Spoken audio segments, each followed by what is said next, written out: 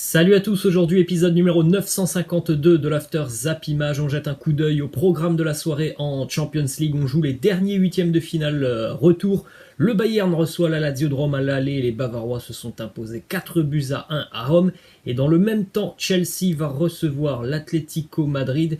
Là, ça sera bien à domicile pour les Blues. Il y a eu pas mal de matchs qui ont été délocalisés pour des équipes anglaises. Ça ne sera pas le cas. Chelsea sera ce soir à domicile à Stamford Bridge. Les Blues se sont imposés 1 but à 0 au match aller face à l'Atlético. On enchaîne avec les résultats de la veille. La qualification du Real Madrid pour les quarts de finale de la Champions League. Cette fois-ci, c'est la bonne pour les Madrilènes après 2 échecs sur les 2 dernières années en huitième de finale. On rappelle, face à l'Ajax et puis l'année dernière face à City. Cette fois-ci, le Real est de retour en quart de finale avec l'élimination de l'Atalanta Bergame. Score final hier 3 buts à 1. Sur le cumulé des 2 matchs, ça fait 4 à 1 pour les Madrilènes. Encore une fois, un très grand Karim Benzema hier, buteur en première période, un but aussi en seconde mi-temps pour Sergio Ramos sur penalty. Et puis Marcos Asensio en toute fin de match du côté de l'Atalanta. C'est Luis Muriel qui avait marqué en fin de match. Quelques infos et statistiques autour de Karim Benzema qui hier a disputé son 126e match en Champions League. Il est devenu le 9e joueur à avoir disputé autant de matchs en Champions League. Donc il est quand même rentré dans un classement des joueurs qui ont le plus d'expérience en Première Ligue, assez exceptionnel pour Karim Benzema qui a dépassé notamment Clarence Seedorf avec ses 125 matchs. Autre statistique, Karim Benzema a marqué 21 buts toutes compétitions confondues cette saison, au moins 15 de plus que tout autre joueur du Real Madrid. Le deuxième c'est Casemiro avec 6 buts. Il a inscrit hier aussi son 70e but en Champions League, le 5e meilleur total dans l'histoire de la coupe aux grandes oreilles. On connaît les joueurs qui sont classés devant Benzema, c'est dire si Karim Benzema a quand même marqué l'histoire du côté du Real Madrid. Ensuite, une autre statistique, il a marqué aussi contre 32 clubs différents dans sa carrière en Champions League. C'est le 4e joueur de l'histoire de la compétition à avoir marqué au moins un but contre le plus d'adversaires différents. Toujours de plus en plus de statistiques sur Benzema. Il a inscrit au moins un but lors de ses 5 derniers matchs avec le Real Madrid. On rappelle, depuis son retour de blessure, il est ultra décisif avec le Real qui avait beaucoup de difficultés lorsque Karim Benzema était écarté des terrains. Là, depuis son retour, il fait énormément de bien à l'attaque madrilène. Ensuite, on a les statistiques de Benzema, mais cette année en Liga. Seulement pour la Liga, c'est quand même assez exceptionnel. 23 matchs, 15 buts, 5 passes décisives. 43% des buts du Real Madrid marqués par Karim Benzema. C'est dire si le Real est évidemment ultra dépendant de son numéro 9. Ensuite, hier, conférence de presse, les journalistes qui demandent à Zinedine Zidane quel est l'attaquant du futur pour le Real Madrid. Est-ce Mbappé, Ronaldo ou Erling Haaland? Réponse de Zinedine Zidane: pour le moment, on a Karim Benzema et on profite de KB9 et ils ont bien raison de profiter de Benzema du côté de Madrid. Il est sur une forme étincelante. C'est vraiment un joueur qui a des caractéristiques hyper propres à lui, parce que c'est très rare de voir des profils comme ça dans le milieu du football. C'est un bon buteur, Karim Benzema, et il a une intelligence de jeu qui peut nous laisser croire que c'est un numéro 10 aussi, donc c'est assez exceptionnel ce que fait Benzema. Ensuite, on a François Hollande qui s'est exprimé sur l'affaire Benzema et donc l'exclusion de KB9 de l'équipe de France. Il nous dit: des pressions politiques? Non, en aucune façon, pas plus que du ministre des Sports ou de Manuel Valls. C'est Didier Deschamps qui a choisi d'autres joueurs, qui a choisi de ne pas retenir KB9, pas simplement sur des critères sportifs. C'est vrai, bon ça on s'en doutait évidemment que le choix de Didier Deschamps n'est pas basé sur les critères sportifs, puisque voilà, si on prend le sportif, Karim Benzema devrait être évidemment en équipe de France. Ensuite, déclaration de Sergio Ramos qui nous parle de la performance de Luka Modric hier. Quand même, Luka Modric, 35 ans, c'est lui qui délivre d'ailleurs le caviar à Karim Benzema pour l'ouverture du score du Real Madrid.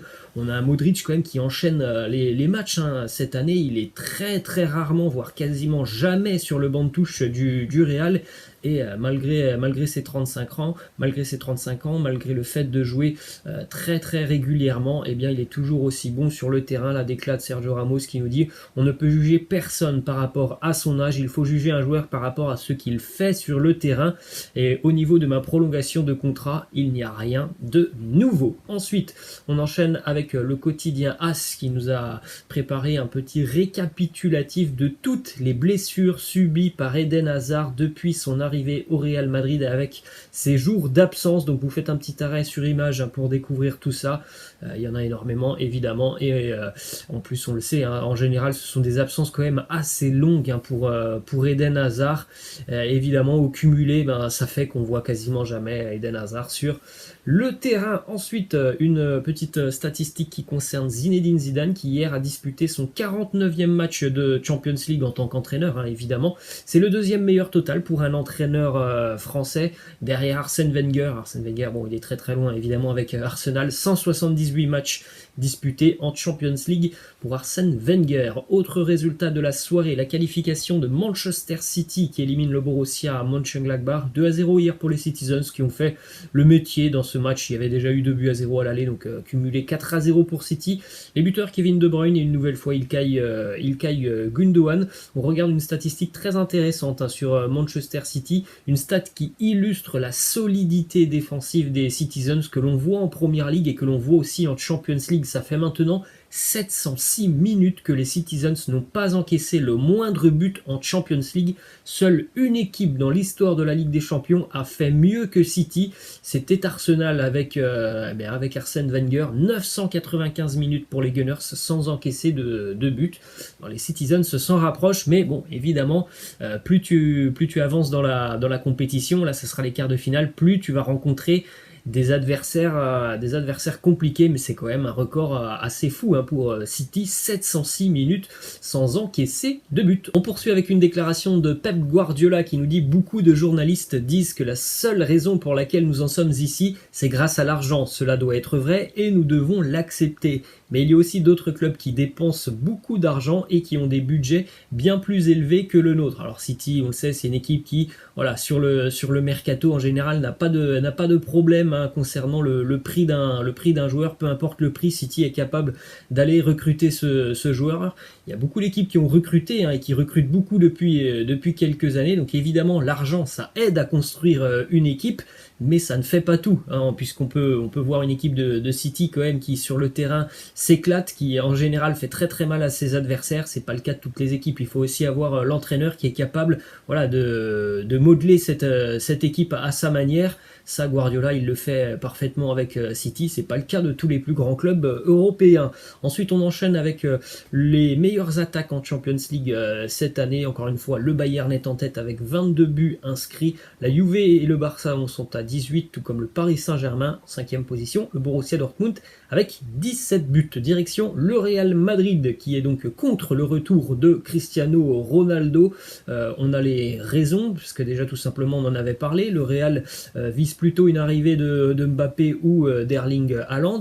Le problème du salaire de Cristiano Ronaldo, un salaire qui est très très élevé par saison, 64 millions d'euros bruts, c'est tout simplement énorme pour un joueur en plus qui est plutôt sur la fin de sa carrière. C'est pas vraiment dans les plans du Real Madrid, et en plus de ça, il semblerait que Cristiano et Florentino Pérez se soient quittés un petit peu en mauvais termes lors du départ de CR7. Ensuite, direction Paris, une déclaration de Keylor Navas qui évoque la différence de traitement entre le Real Madrid et le Paris Saint-Germain. Il nous dit: en Espagne, j'avais l'impression qu'une partie du club ne croyait pas en moi. Ici, au Paris Saint-Germain, les choses sont un peu différentes. Tout le monde croit en moi et j'essaie de leur rendre cette confiance à chaque match. Toujours du côté de Paris, on rappelle que cet après-midi à 17h45, eh bien, si vous avez envie de suivre un gros duel en Coupe de France, eh bien, n'hésitez pas. Le Paris Saint-Germain reçoit Lille, donc on a les deux clubs qui sont en tête en Ligue 1 qui s'affrontent cet après-midi en Coupe de France. Bon, certainement que il y aura des équipes un petit peu remaniées des deux côtés, puisque la Coupe, c'est pas l'objectif du PSG, c'est pas l'objectif de Lille non plus,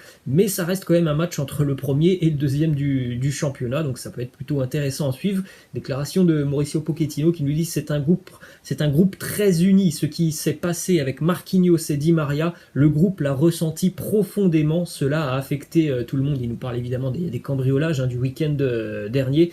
Évidemment que tout le monde s'est senti concerné du côté de Paris. Ça a dû affecter le groupe. Après, reste à savoir aussi si voilà, ça ne sera pas retranscrit sur le terrain pour les joueurs parisiens. On enchaîne avec cette info qui concerne Neymar qui est forfait pour le match face à Lille cet après-midi. Déclaration de Mauricio Pochettino qui nous dit l'objectif pour lui c'est d'être de retour dès que possible avec le groupe.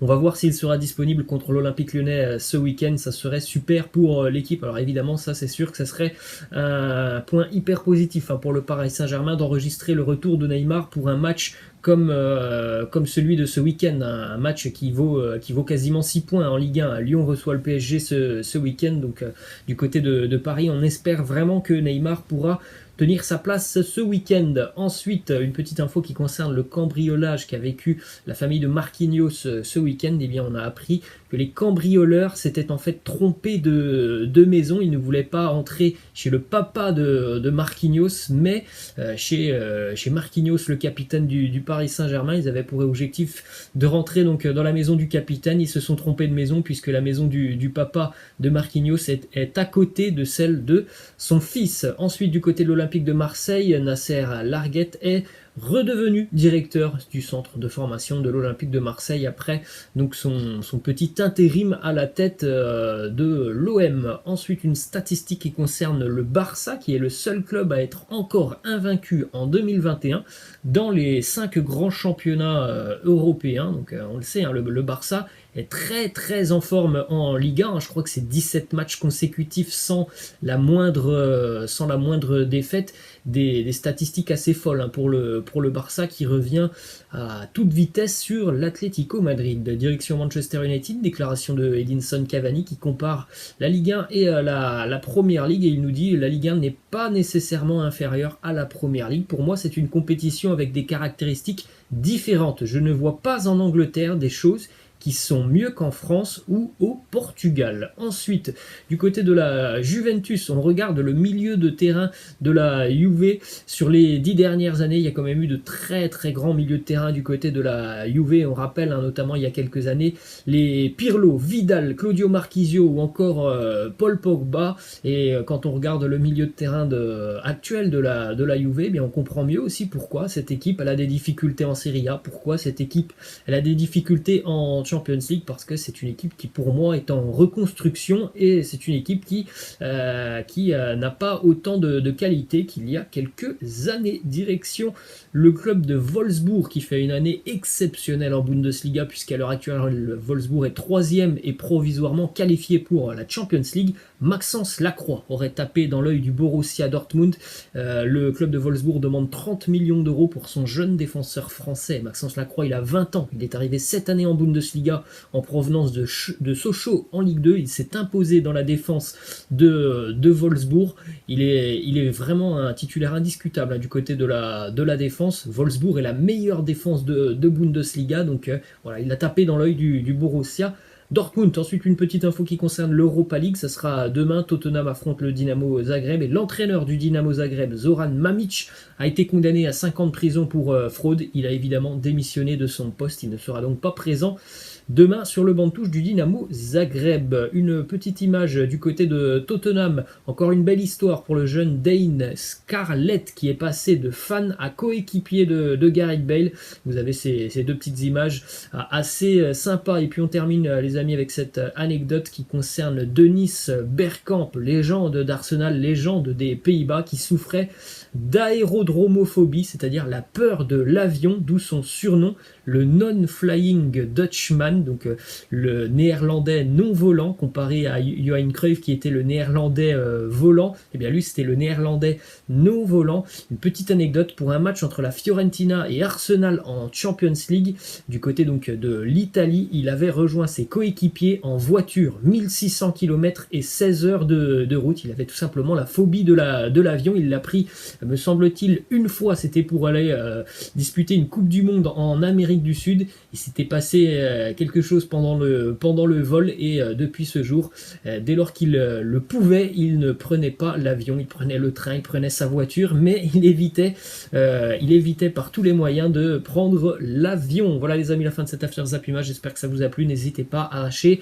un pouce bleu, je vous laisse, je vous dis à la prochaine, ciao.